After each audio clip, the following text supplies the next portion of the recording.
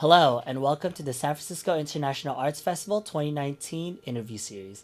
Today we have Felicity Hesed, who will be interviewed by Wendy Parkman. Hi, Felicity. Hi, Wendy. How are you? I'm very well. How are you?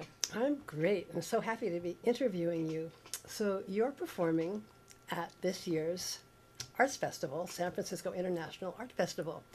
And the title of your piece is Cara Vita, a clown concerto. So, tell us about that. About the title? Yeah. What Okay. does it mean? What's Yes. coming? Well, the show is an exploration of family life and love and romance and babies while also maintaining the identity of an artist. So that's sort of the overview of the whole show, obviously from a female perspective. The title itself, Cara Vita, is Italian, and Italian sounds beautiful, but it means dear life, and so for people who know that, hopefully they will both get from it the idea that life is precious.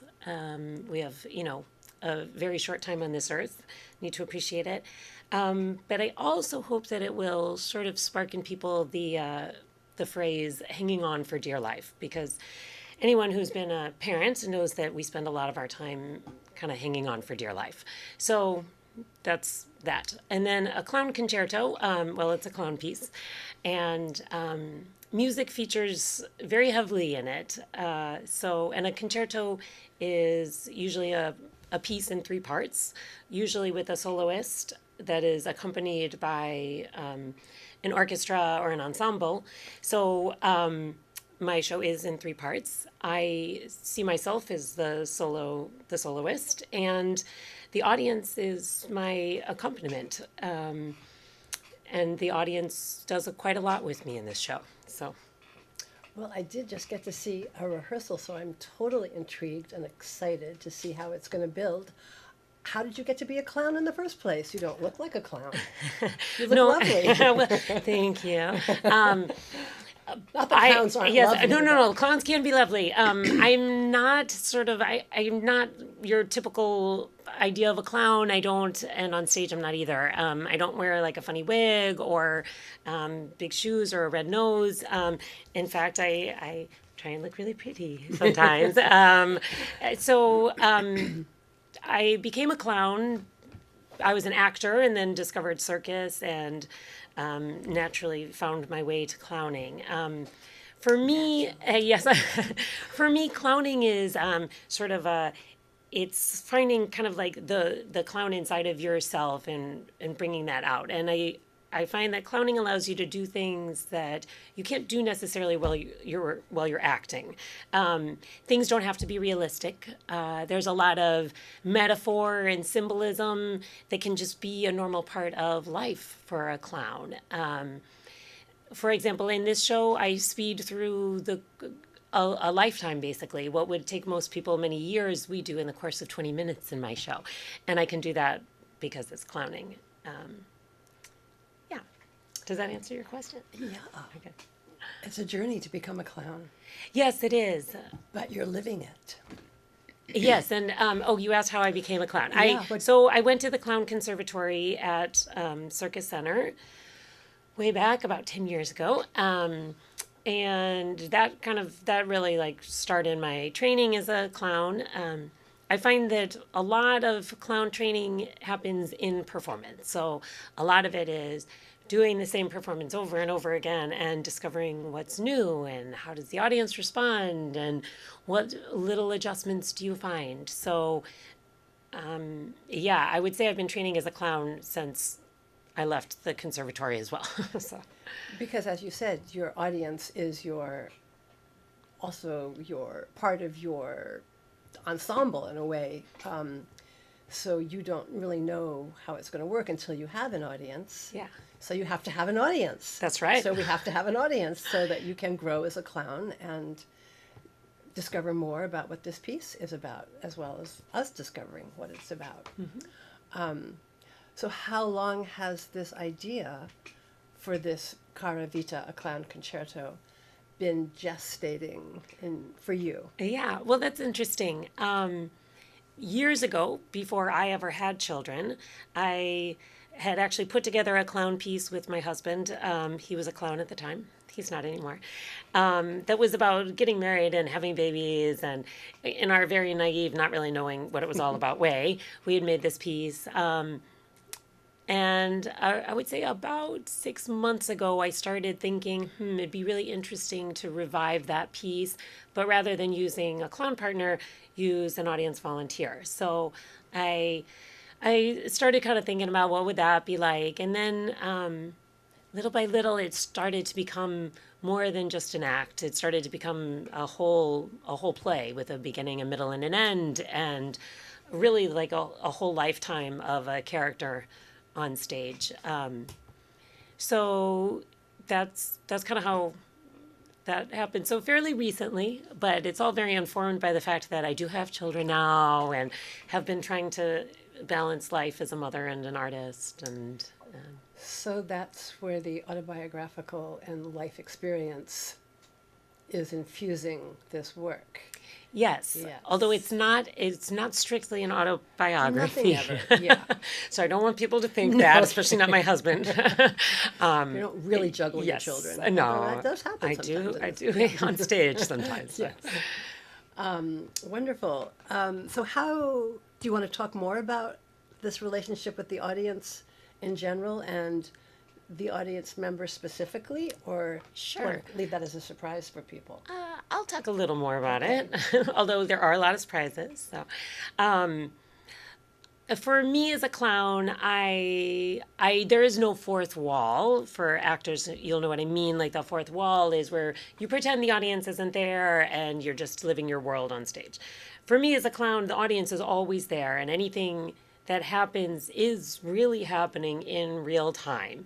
And so it's an interesting balance of the reality of what's happening in the space, in the moment with the people, and the fantasy that we play out on stage.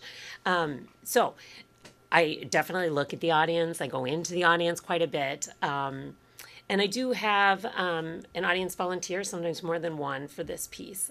I don't want to scare people away, though.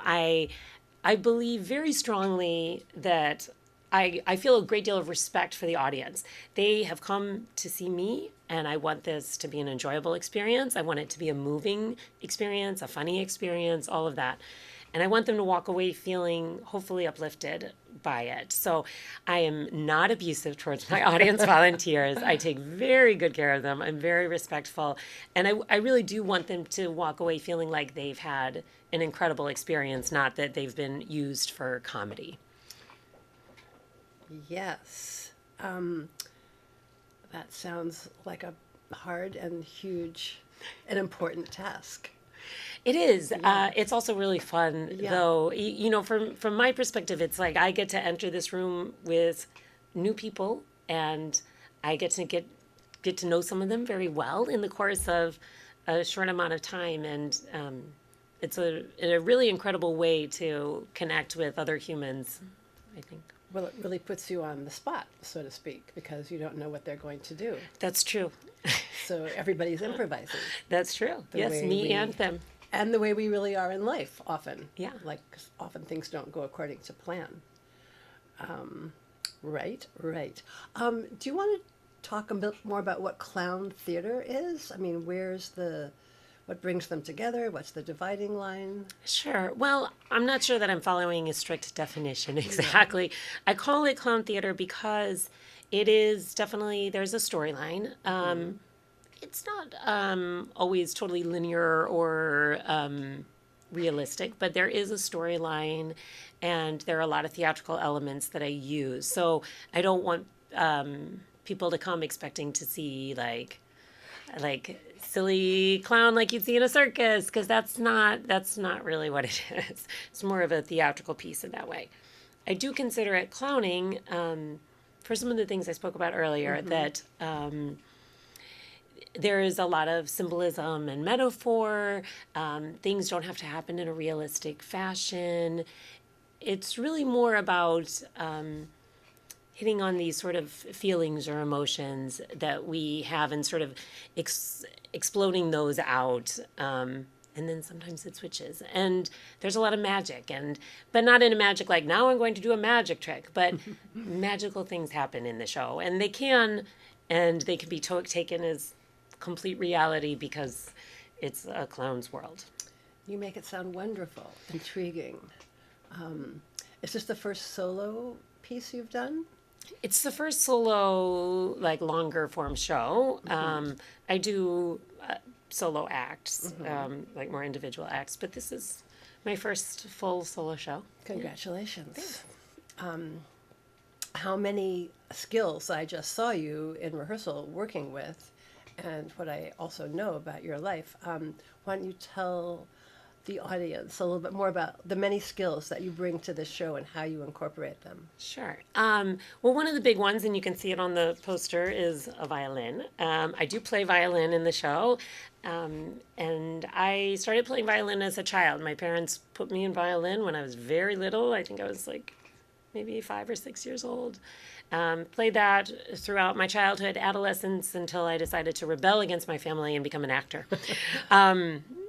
Luckily, I have kind of kept with it, and so I am sort of reviving that for the show, and I'm grateful to my parents for that training. Let's see, I juggle in the show. I got that during my clown and circus training. I do some magic, which I said already, which mostly I've sort of figured out. Magicians, they're very secretive. So let's see, what else do I do? There's a little bit of acrobatics, which I've also learned in my training at Circus Center, and yeah. So I cannot wait to see this show with an audience, because I know that's a big part of it. So tell us when we can be part of your audience. Yes, Felicity. please. So I will be performing at the Firehouse on Thursday, May 30th at 8:30, Friday, May 31st at 7 p.m., and Saturday, June 1st at 2 p.m. And it is a double bill with another woman, Tara Brandell, who's doing a piece called Circus. That's her piece. Audience, all ages? Actually, it's 17 and up. Her show has a little more adult content. Gotcha. Mine also has some adult content, although it would be suitable for any ages. Yeah, I think so. Congratulations, Felicity, on your work. I hope you have a wonderful run at the Firehouse for the International Arts Festival. I can't wait to see it. Thank you. Thank you for joining us, Wendy and Felicity. Now for the festival, it will run from May 23rd to June 2nd, and for tickets and for more information, please visit our website at sfif.org. And we'll see you there at the Fort Mason Center.